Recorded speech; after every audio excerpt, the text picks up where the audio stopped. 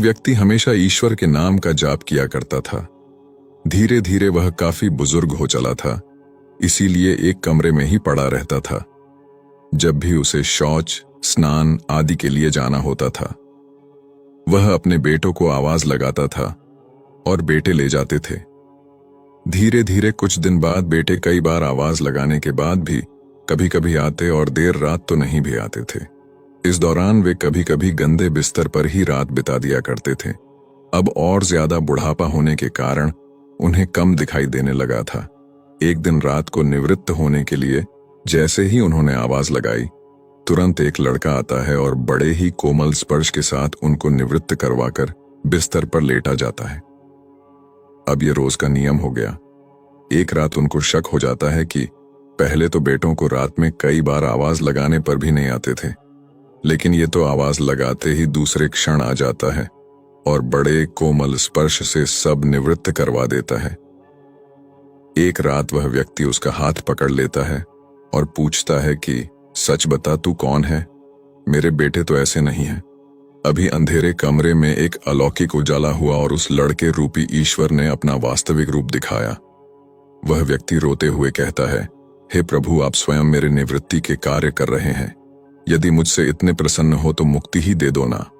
प्रभु कहते हैं कि जो आप भुगत रहे हैं वो आपके प्रारब्ध है। आप मेरे सच्चे साधक हैं, हर समय मेरा नाम जप करते हैं, इसलिए मैं आपके प्रारब्ध भी आपकी सच्ची साधना के कारण स्वयं कटवा रहा हूं। व्यक्ति कहता है कि क्या मेरे प्रारब्ध आपकी कृपा से भी बड़े हैं? क्या आपकी कृपा मेरे प्रारब्ध नहीं काट सकती है? प्रभु कहते हैं कि मेरी कृपा सर्वोपरि है, ये अवश्य आपके प्रारब्ध काट सकती है, लेकिन फिर अगले जन्म में आपको ये प्रारब्ध भुगतने फिर से आना होगा। यही कर्म नियम है, इसलिए आपके प्रारब्ध मैं स्वयं अपने हाथों से कटवा कर इस जन्म मरण से आपको मुक्ति देना चाहता हूं।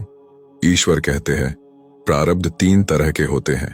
पहला मंद, दूसरा तीव्र प्रारब्ध तथा तीसरा तीव्रतम मंद। प्रारब्ध मेरा नाम जपने से कट जाते हैं।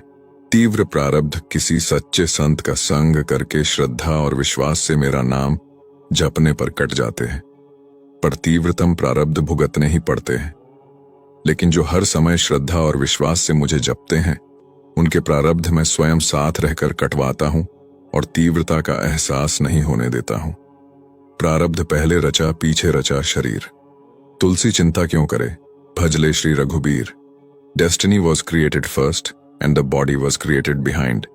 तुलसीदास जी की इस पंक्ति में विज्ञान का बहुत बड़ा सिद्धांत छिपा हुआ है।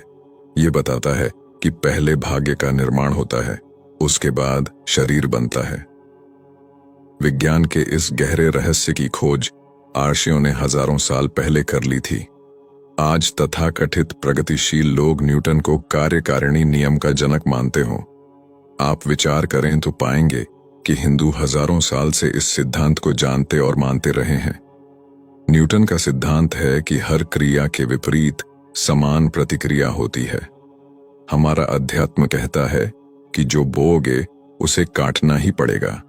मनुष्य लाख जतन कर ले, कर्मों के फल से बच नहीं सकता है।